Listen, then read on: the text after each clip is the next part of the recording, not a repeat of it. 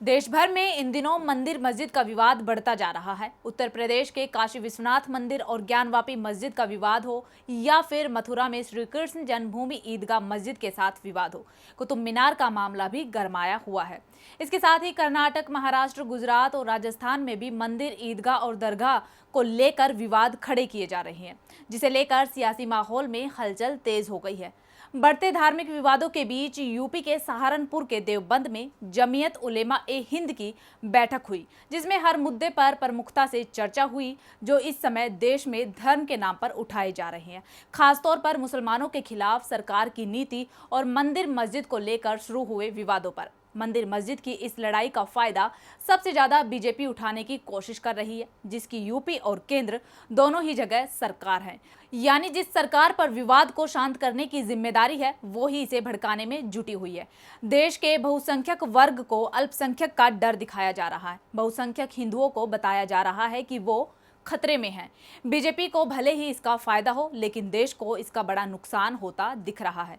नमस्कार, मैं हूं आंचल कादियान। आप देख रहे हैं हमारी स्पेशल रिपोर्ट, जिसमें हम बात करेंगे इन दिनों उठ रहे मंदिर मस्जिद विवादों के बीच कैसे बीजेपी हिंदुओं के मन में डर पैदा कर रही है। भारत अपने सामाजिक, राजनीतिक और सांस्कृतिक विरासत के लिए दुनिया भर में जाना जाता है, लेकिन आज ये सारी विरासतें खतरे में दिख रही है।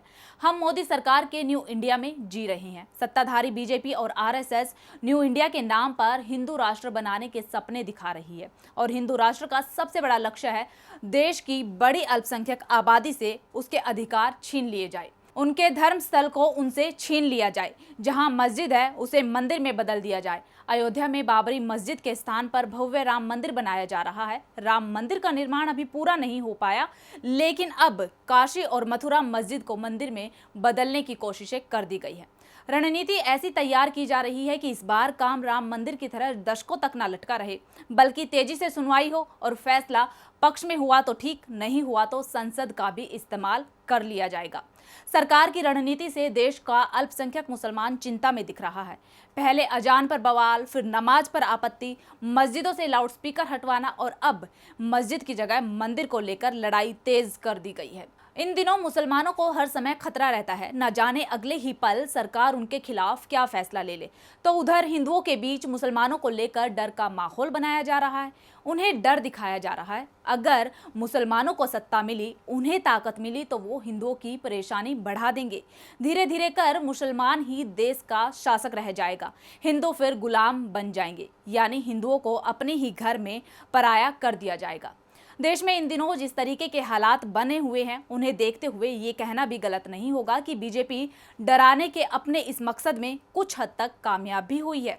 सालों पहले भारत में भाईचारे की मिसाल दी जाती थी, उसे बीजेपी सरकार ने हिंदू मुस्लिम के बीच बांट दिया है। सरकार की इन रणनीतियों को मुस्लिम समाज काफी हद तक समझ चुका है। इसीलिए ही मुस्लिम समाज का कहना है कि ये हमारा ही देश है, हम यहीं रहेंगे, पूरे सम्मान और अधिकार के साथ रहेंगे। दरअसल ज्ञानवापी मामले के बाद देखा गया कि एक के बाद एक सभी मस्जिदों पर हिंदुत्ववादियों की नजर है। इस बीच सहारनपुर के देवबंद में जमीयत उलेमा ए हिंद की बैठक का आयोजन किया, जहां मुसलमानों पर हो रहे अत्याचार से लेकर मस्जिद विवाद पर चर्चा हुई।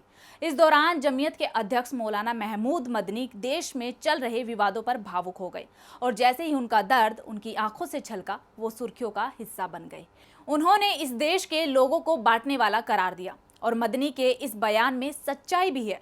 मदनी ने भावुक स्वर में कहा कि हमें अपने ही देश में अजनबी बना दिया गया है, हम हर जुल्म सह लेंगे, लेकिन वतन पर आंच नहीं आने देंगे। इसी दौरान मौलाना महमूद मदनी ने बिना नाम लिए आरएसएस और बीजेपी सरकार पर जमकर निशाना भी साधा। उन्होंने कहा कि देश में नफरत का कारोबार करने वालों की दुकानें ज्यादा दिन चलने वाली नहीं है, सरकारें आने जाने वाली चीज हैं। देश को जोड़ने और मजबूत करने ही इस देश की असल ताकत है।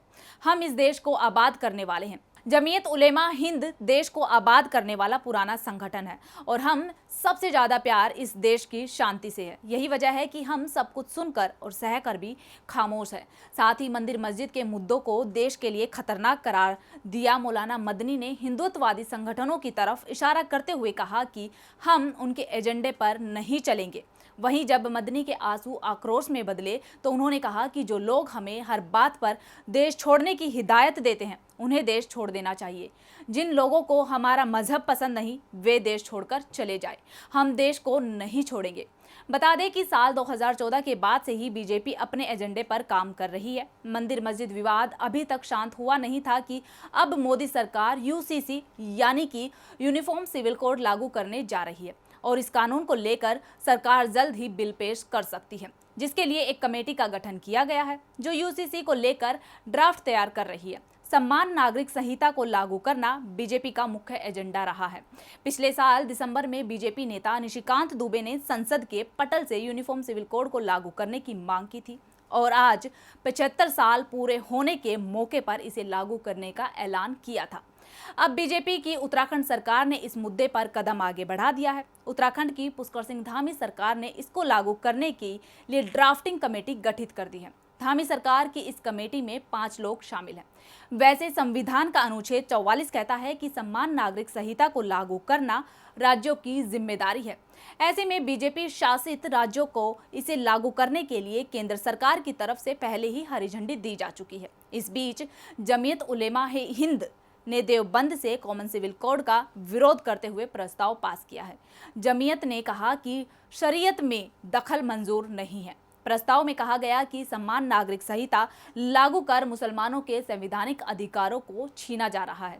मुस्लिम पर्सनल लॉ में शामिल शादी, तलाक, विरासत से जुड़े नियम कानून किसी समाज या फिर व्यक्ति के बनाए हुए नहीं है। कहा गया कि नमाज, रोजा, हज की तरह ही ये भी एक मजहबी आदेशों का हिस्सा है।